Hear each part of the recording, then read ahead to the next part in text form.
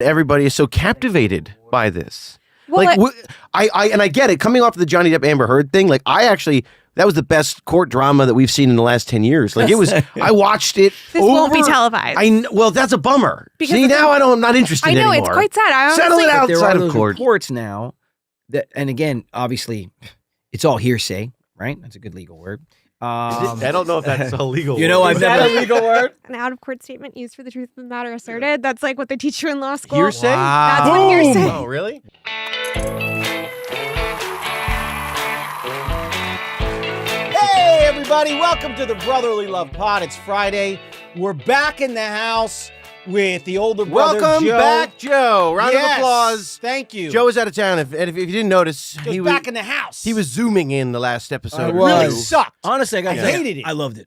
You zooming from vacation. I loved Of course it. you would love it. No, I was working. It was a workcation. Oh, yeah. It was a workcation. Oh, yeah. A But lot of work going on. A lot. Cuts Instagram. Cheers. Yeah, because that's what you do when you're on workcation. You cheers. You make, But you I'm make- You even almost messed up on that I'm actually really thrilled to be back. Oh, wow. But I am thrilled because we have a very special guest today. We have a legal expert and our good friend Katie to discuss the Blake Lively, Justin Baldoni drama. Legal drama. Yes. Here we are. Yes. Because it's everywhere and I know nothing about it. And our Like good friend, everybody my is good discussing friend right Katie came by, who's a lawyer and knows a lot about this, and was willing to fill us in and give us an hour of her time to kind of clue us in on what the heck's going down. So Katie Give is us the scoop. and I know Katie, not obviously as well as you know Katie, but Katie, you're a lawyer, right? Yes, And you've been following this case. I have been. All right, and here's the deal. I don't really know a lot about it either. I know that my wife has been following it a little bit because everybody's been following it. But I feel like what's interesting to me is that, and all I'll say is this, and then I'll let you take it. I'm probably not going to talk too much. But Shocker. I don't know about that. because I don't know You too to much talk, about Joey. it. Yeah, Joe talks a But lot. I feel like, and this is just judging from the little bit that I've seen, is that it started off pretty strong with like one narrative. And then like this weird slow pendulum shift has kind of gone to this slightly other narrative that may be gaining steam. And I feel like that's kind of where we are, but you tell me if I'm wrong. Yeah, no, you're hitting the nail on the head. Exactly. Okay. I mean, that's generally what happens with a lawsuit, right? When the original complaint came out, we saw Blake's side of this, Right. which painted one picture. Right. And then we started to see Justin's side over time when he finally filed his suits. The first one was against the New York Times, and then secondly, he filed against Blake and Ryan. But they were like $250 million suits or something. Oh, yeah, Wasn't it ridiculous? Yeah, I mean, who knows what's going to happen? And there's multiple causes of action, and we'll see who wins on what. So he's suing the New York Times Correct. for false information or something, right? Yeah. What is he suing them for? So defamation, Okay. false light, which is very similar. I also think that there was a promissory fraud in there as well, because if you look at the facts, I don't know if I'm putting that to sleep. No.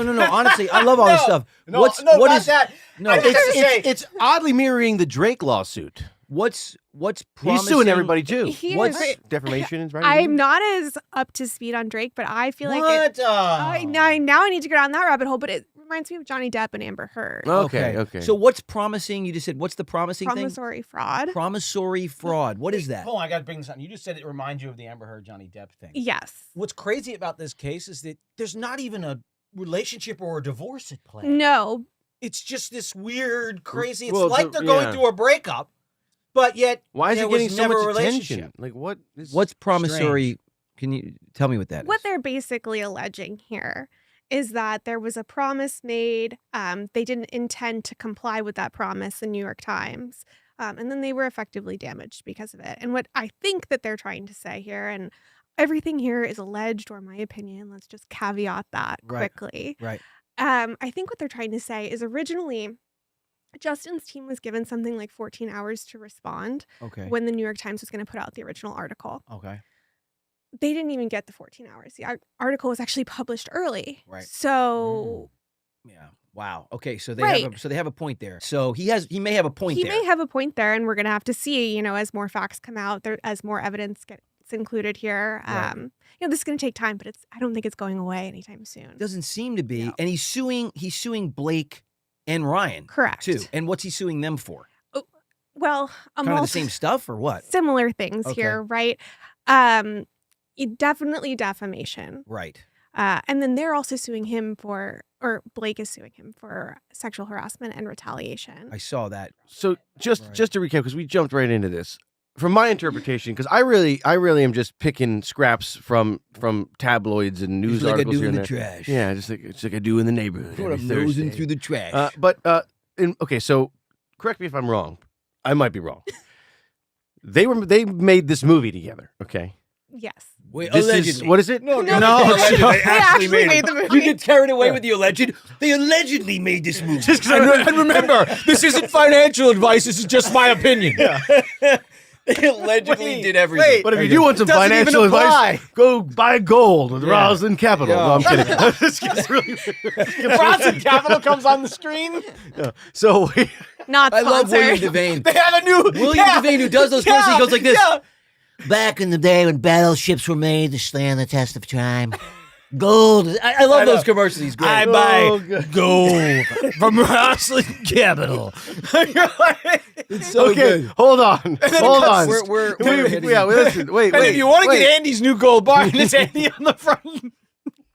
He's imprinted into the gold. This will allegedly bring you wealth. Yeah, no, so basically they're making Andy's magic hands. this is the end. This is what is it called? The movie they It made ends with us. Ends with us, which is ironic, actually. I think it's But, appropriate. okay, so they're making this movie together. Barely the entire industry ends with those two. So they're making this movie called. It might. Yeah. No, I truly, know. because it's like, well, what is Hollywood supposed to do Everybody's if you bringing can't everybody film down. intimate scenes? I know. Yeah, it's pretty wild. I gotta tell you, yeah. Ooh. Okay, so I have a intimacy coordinator story, which is they're great, I guess. Whatever, sure, whatever we need. Anyway, I digressed. They're making a movie. It ends over at us. What is it? Ends with us. At this point, And- the name. Ends at us. It's over the room for us. What is with it? us. And somehow, during this process, I supposedly am hearing, and maybe the narrative is being portrayed this way in the media, but allegedly, maybe Blake Lively wants some more. So it's Baldoni's movie, right? He's like Yes. he bought the options to the Oh, I book. know where you're going now. No, I'm explaining what the heck we're talking I know about. where you're going Yeah, I'm with this. explaining what we're talking about because I want to make sure what you know. So they allegedly he has the options to this movie. He has his leading lady. He wants to make sure that she's creatively hands-on, which is awesome as artists do because that's what a movie is, And right? because It's her husband collaborative. is Ryan Reynolds.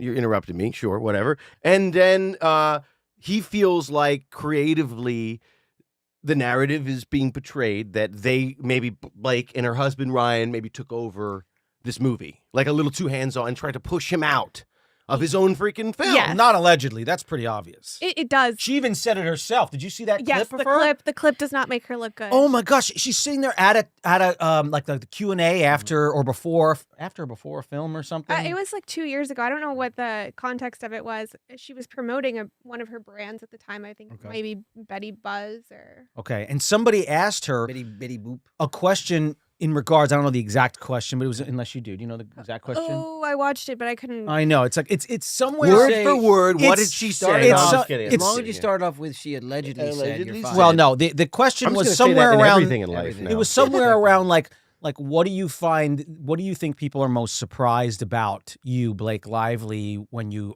arrive on set or something like that? She said, I think the most surprising thing is that when people hire me, they think they're hiring an actress. But really, when I get there, I don't feel fulfilled just as an actress. Right. I have to be involved in every aspect of the making of a film to feel fulfilled. And that's sometimes. I think that Ryan Reynolds, Kate thinks Kate thinks he's super frenemy with me, or even just that he hates me. I could see him hating me.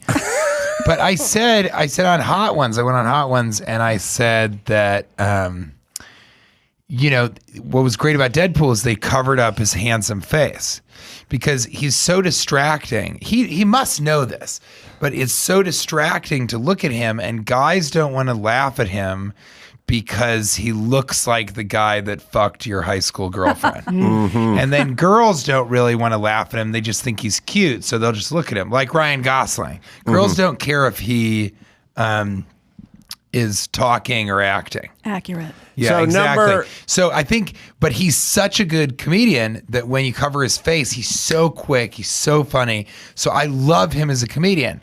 But I think after he got super, super famous from the first Deadpool, then things kind of changed. I think he was like, see, you guys see. And then I think I don't know. I mean, would I work with him again? No. No. I would not work with him That again. much vitriol. But I've said that about Michael Bay, and now we're friends, and I would work with him again. But I think Michael Bay is different. And Michael Bay worked on a movie with Ryan Reynolds also. And so he has a very specific opinion That may mirror of your Ryan own. Reynolds. And that was a good part of our last conversation with me and Bay. But I sort of wish him well because he's so good at Deadpool. And I think it's weird that he hates me. And Well, how do you know? I think some Do you- people do you know he hates we you? had a really weird moment on Deadpool where he said, let's do one more take. And everyone was like, okay. And I was like, yeah, I'm fine. And then as the character, he was like horrifically mean to me, but to me. Cathartic. But as if I'm Weasel. Right. So he was like, you know what's great about you, Weasel? You're not the star, but you just, you do just enough exposition that it's funny, and then we can leave and get back to the real So he's movie. riffing. Well, he's here, right. Obviously. Yeah, sure. Yeah, that's exactly why he said that. How much riffing? Because I'm not funnier than he is at all, right? much And I ri- haven't been in more movies than him. Yeah, Don't exactly. agitate the guest, Brian. How much riffing was done? A lot, and he's a great improviser. And how You know what much I mean? of it And made the cut? a lot of it, and then the stuff that they kept, and you see in the reel, it's a lot of it is what he's doing. I'm riffing. Also, the writers were so incredible. But that's what's weird about him, and I've met other people that can confirm this. He did that, and it was weird, and it doesn't bother me. I mean, just like Ryan, is it Ryan or Brian? Me. Yeah, Brian. Okay, I always forget. He's He's very forgettable. Yeah. Understandable. And so, as Ryan was saying, Son of a bitch. so But what went it sort of- south in it that sort of moment? Did you ended- react to it? I just kind of listened and thought it was weird, and then I got off stage because then they finally were like, cut. And then I got off stage and I walked over, and the whole crew was acting weird. And then I went up to Kate and I was like, that was weird, right? And she was like, of course it was fucking weird. It was insane. It was insane. And everybody was looking at each other like, what the fuck is he doing? And so that was not a great experience for me. And a couple of people, for the most part, when I do a film or on a television set, the crew really enjoys me because I'm nice to everybody and I'm also funny. And after a take, everybody starts laughing once they cut. And I sort of laugh and enjoy and talk to everybody. And I'm just not sure every, movie star does that. But And how was that a breaking point for your relationship? Because why would he do that? And why Right, do I but want to he work knows with he somebody? did it. But did you call him out, or did you have a No, discussion what with would be him? the use of that? And it would be so easy to deny. Like, I don't know, I'm just trying something new. I'm not talking. Yeah, that's why he did it like that. But you felt it coming from him. Everybody did. That's why it was awkward. Everybody was like, why is Ryan doing this? And the other weird thing is like, maybe he got, I think he's kind of an insecure dude. He's really nice, but I mean, his Twitter bio is showing you the parts of me that tested the best in focus groups. And I'm not sure that he's joking. So- I think that might actually be his real sentiment there. But again, he's so funny, and he did this movie, and he's worked so hard to get this movie made, and it's people's favorite movie. I mean, it's a get a tattoo of it level movie. It's really.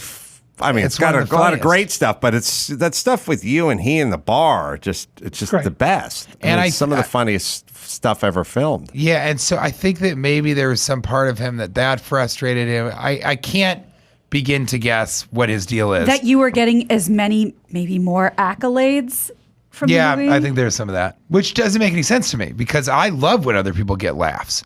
I think it's great when the two of you get laughs. No one else really on the show does. really hurtful. Yeah, But, Ryan doesn't. Ryan never does. And Yeah, Crying Ryan. Ryan, that's what they But used to does call he him. Ryan, know? Ryan. Would you think that he would know there was a rift with you guys? Because I think so, or he's so deluded that he's like,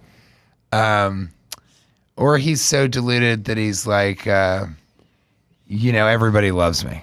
Everybody likes me. So TJ probably just wishes that he could work with me again. Bay's like that too, though. Wahlberg talked to me about that, who like, Bay would never understand why you wouldn't want to work with him. Yeah. It just wouldn't make sense. Everybody wants to work with him. And that's also kind of true. So I think some people aren't totally self-aware. But I wouldn't, other places have been like, are you in Deadpool 3? What's the deal? Can you talk about it?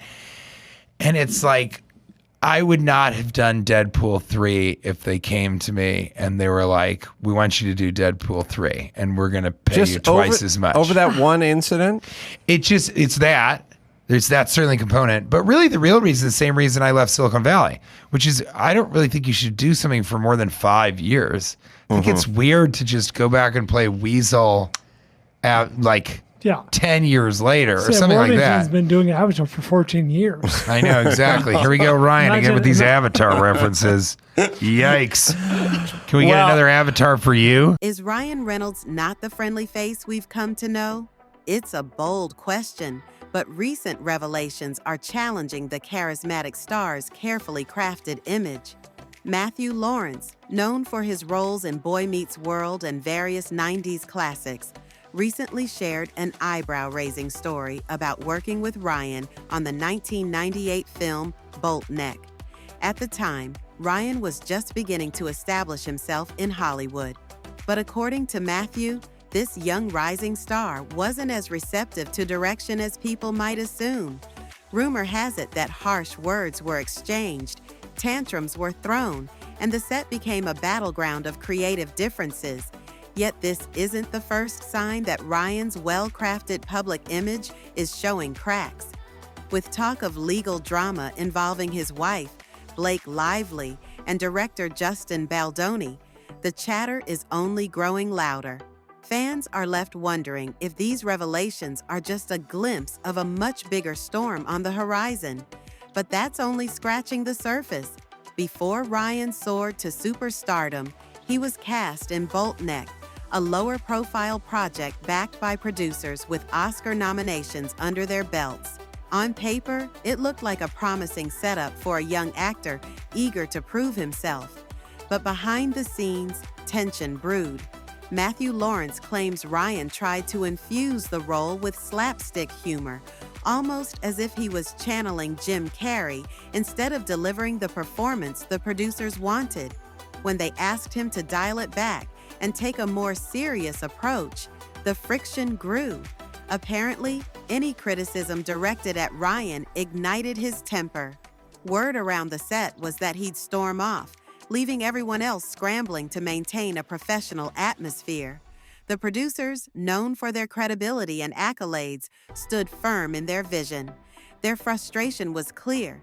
If an actor is hired to do a dramatic role, comedic improvisation can derail the entire production. But that wasn't the only conflict building behind the curtains. Matthew didn't hold back in his podcast conversation, although he softened the blow by emphasizing Ryan's youth at the time. The producers wanted consistency and respect for the original tone, while Ryan seemed determined to have the final say. Some on set believed it was overconfidence. Others described it as a deep-seated need to stand out as a comedic force. Either way, it created a crack in his relationship with key industry players. Interestingly, some accounts note that Ryan's comedic timing, so widely praised today, wasn't quite as refined back then. This may have been the root of the tension. The clash between Ryan's comedic instincts and the film's serious tone spiraled into a situation that still lingers in the memory of those who were there. But the real intrigue is what came next. Rumors of similar episodes beyond this one film. Ryan Reynolds has long been hailed as a charming, self-deprecating superstar who always has a witty remark ready to go. Social media adores him for his playful banter, especially with Blake Lively. From heartfelt interviews to comedic tweets, he's cultivated a squeaky clean persona that fans have grown to love. However, in Hollywood, reputations can shift in a heartbeat. Now, critics and insiders are revisiting old anecdotes that suggest Ryan's nice guy reputation might not be the full story. Some are pointing to the legal entanglements involving him and Blake, along with Justin Baldoni, as potential proof that all hasn't been well behind the scenes. The controversy centers around allegations of defamation and extortion, with Baldoni filing significant lawsuits against the couple. These legal battles have not only attracted media attention, but have also sparked public debates about the responsibilities and conduct of high-profile individuals in the entertainment industry. According to entertainment gossip circles, Matthew Lawrence isn't the only person who's come forward. A few unnamed sources are now spilling details of their own questionable experiences working with Ryan.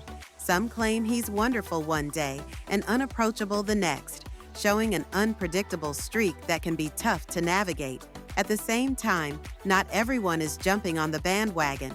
Defenders argue that any superstar, especially in their younger years, can have off days. Youthful arrogance or stress can erupt on difficult sets, and people can certainly grow from those mistakes. But the revelations keep rolling in, and when multiple voices start to echo the same concerns, audiences begin to wonder if there's more to the story. In response to the mounting allegations, Ryan has maintained a composed public demeanor. Utilizing his well-known wit, he has addressed some claims with humor, aiming to diffuse tension and redirect the narrative. This strategy reflects a broader trend among celebrities who leverage their platforms to actively manage public perception. But in today's age of social media scrutiny, one wrong move can spiral into a PR nightmare.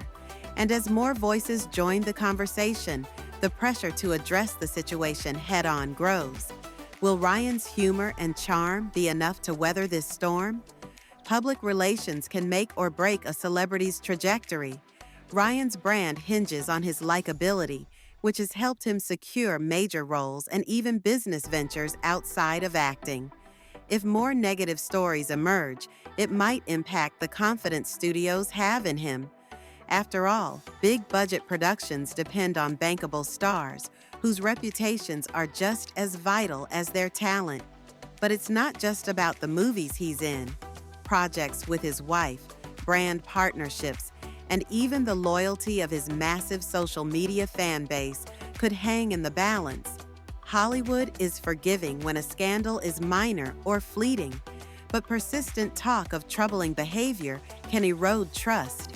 The big question is whether these stories reflect who Ryan truly is, or whether they're remnants of an earlier time he's long since outgrown. People do evolve. What happened on a set in 1998 might not represent the same man who now handles blockbuster franchises and comedic commercials. Could these new allegations be a sign that Ryan's once praised humility was just good press? Or is this simply an isolated incident blown out of proportion? Those who once admired Ryan are divided. Some insist the recent flood of rumors is a sign of Hollywood politics at play, perhaps an orchestrated attempt to tarnish his image. Others believe that every rumor has a grain of truth. We've heard about creative clashes, alleged tantrums, and a building wave of criticism that could knock Ryan Reynolds off his high pedestal. But is this just a case of youthful mistakes from decades ago?